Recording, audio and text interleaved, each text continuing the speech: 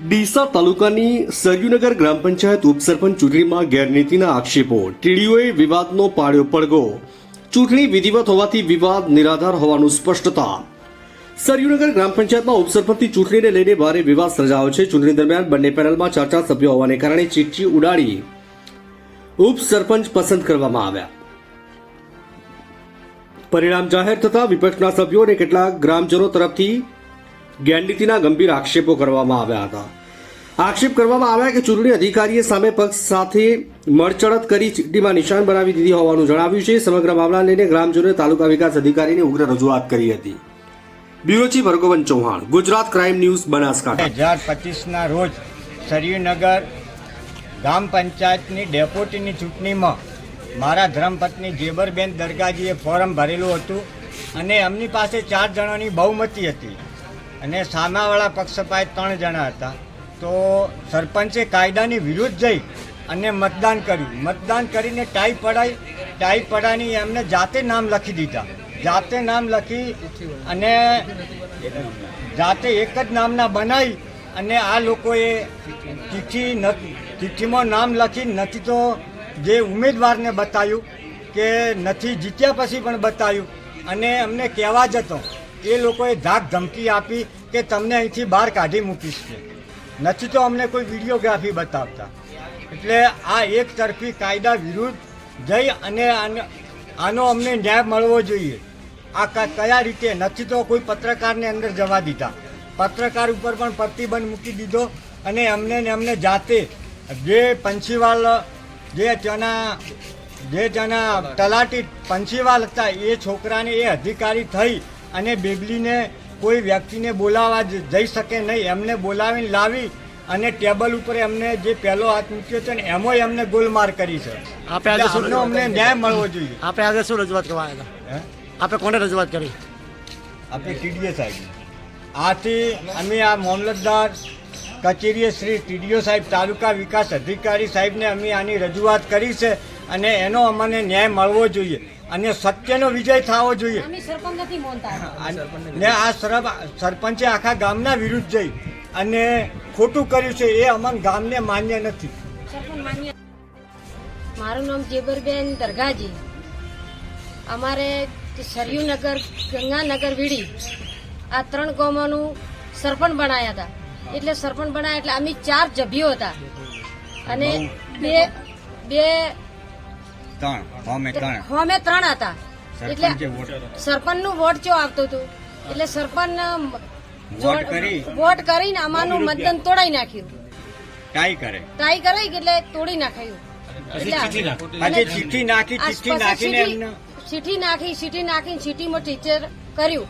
ચીઠ્ઠીઓ ફેદી નાખી જે એને અમને બતાવી નામ લખ્યા નથી. તું બોલે નામ ઝેરુસિંહ તેજાજી છે. અમે આજે મારી સરયુનગર પંચાયતની પહેલી ફેરી ચૂંટણી હતી. ડેપ્યુટી સરપંચની ચૂંટણી હતી તારીખ 15/7/2025ના રોજ એટલે 11:30 વાગે. અને એ લોકોએ ડેપ્યુટી સરપંચની ચૂંટણી કરી. એમાં સભ્ય તરીકે જેબરબેન દરગાજી ઉમેદવારી નોંધાયું હતું અને સામેના ડેપ્યુટી સરપંચ તરીકે પીબાળીબેન સુરેશકુમાર સભ્યનો. ને સામે જેબરબેન દરગાજી તરફની 4 ઉમેદવાર ને સામે 3 ઉમેદવાર. સરપંચે કાયદાના વિરોધમાં જઈને સભ્ય તરીકે ચૂંટણી કરી. સરપંચને આનો અધિકાર હોતો નહીં. એના સિવાય ટ્રાય પડી. ટ્રાયની અંદર એ લોકોએ શું કર્યું કે જે તે અધિકારી, વિસ્તરણ અધિકારી તરીકે ભરતભાઈ પટેલ આવ્યા હતા અને તલાટી ક્રમ મંત્રી પંચીવાલા, આ બંને અને સરપંચશ્રી મળે અને આ લોકો સામેના પક્ષના વિરોધના જે ઉમેદવારી જીત્યા એ લોકોએ શું કર્યું કે આપણે ચીઠી ટ્રાયની અંદર એ લોકોએ એક ચીઠીમાં 2 નામ લખેલા. એ નામની અંદર પછી જાતે અધિકારીને કોઈ સત્તા નથી કે અધિકારી પોતાની રીતે હાથની અંદર ઉલાડી અને એ લોકોએ ચીઠી ઉલાડે છે. એ લોકો હાથે ઉલાડે અને પછી સામે તલાટી ક્રમ મંત્રી પંચીવાલા છોકરીને બોલાવવા જાય છે ને છોકરીને ઉમેદવાર ખેંચાય. બંને ચીઠીમાં નામ 2 હતા. પછી એ લોકોએ છોકરી ચીઠી ઉલાડી તો ચીઠીમાં એ લોકોને સામેના વ્યક્તિ દિવાળીબેનનું નામ આવ્યું. પછી એ લોકોના સભ્યોએ વિરોધ કર્યો કે ભાઈ અમને ચીઠ્ઠી બતાવો.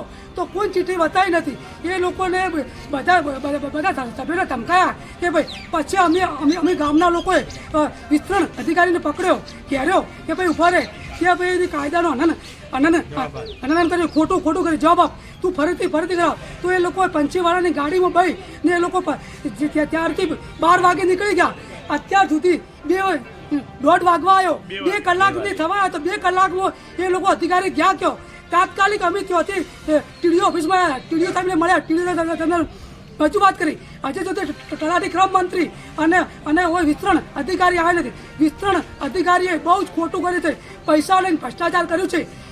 એમના સામે કાયદેસર કોર્ટ મેટર થાય, કોર્ટ કેસ થાય ને કોર્ટની અંદર તપાસ થાય.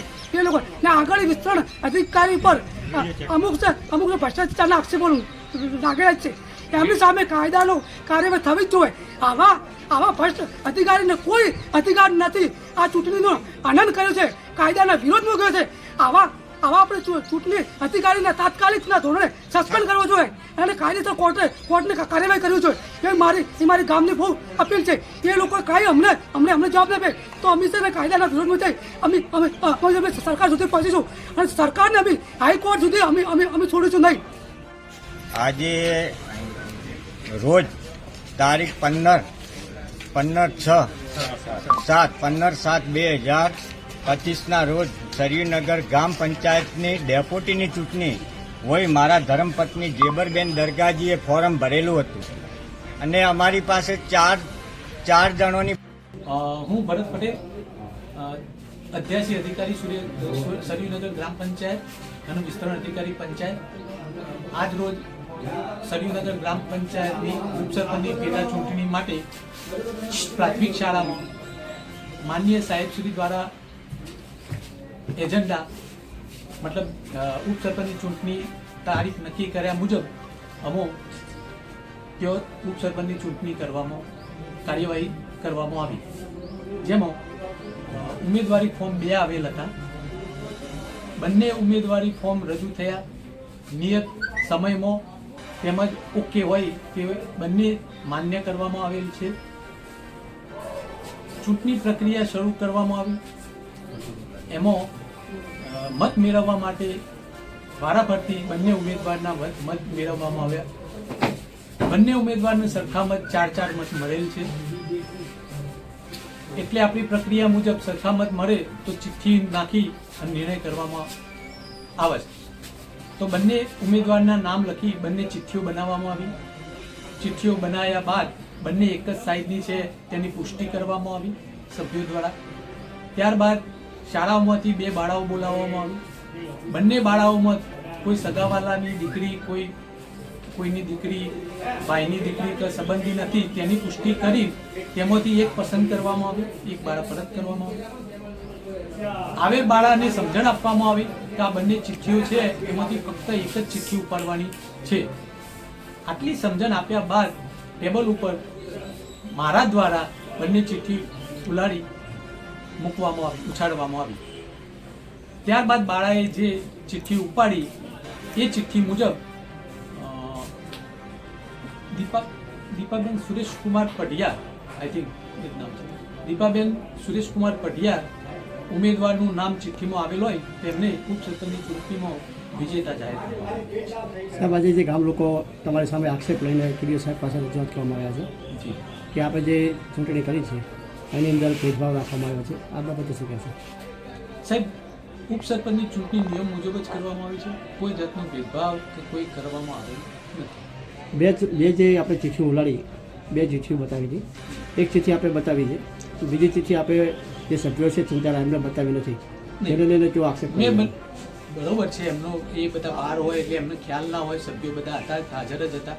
જે સભ્યો હતા એમને બંને ચિઠ્ઠીના નામ લખેલા છે, બંને બતાવેલા છે, એનો વિડીયો બી છે અને ગ્રામજનો જે રજૂઆત કરવાયા એમને ટીડીઓ સાહેબની સમક્ષ આખો વિડીયો બતાવવામાં આવેલ છે કે એમાં કોઈ જાતની કોઈ ભેદભાવ રાખવામાં આવેલ નથી. નિયમ અનુસાર પ્રક્રિયા કરવામાં આવે છે. જે વિડીયો આપણે બતાવવાની વાત કરી રહ્યા છે એ વિડીયોમાં પણ બતાવી રહ્યા છે કે આપણે બીજી ચિઠ્ઠી સભ્યોને બતાવેલ નથી, એક જ ચિઠ્ઠી બતાવેલ છે. વિજેતા ઉમેદવાર જાહેરાત કર્યા બાદ બીજી ચિઠ્ઠી તાત્કાલિક ખોલવાથી સભ્યોમાં કન્ફ્યુઝન ન થાય કે કઈ ચિઠ્ઠીના વિજેતા છે, એટલી એ ખોલી નથી. એ ત્યાં ટેબલ ઉપર જ હતી, બંને ભેગી કરી છે. બંને તલાટીની કસ્ટડીમાં, મતલબ ફાઇલે જ છે. બંને ચિઠ્ઠીઓ ત્યાં જ છે, સરકારના માપ પાડી અને સરખી.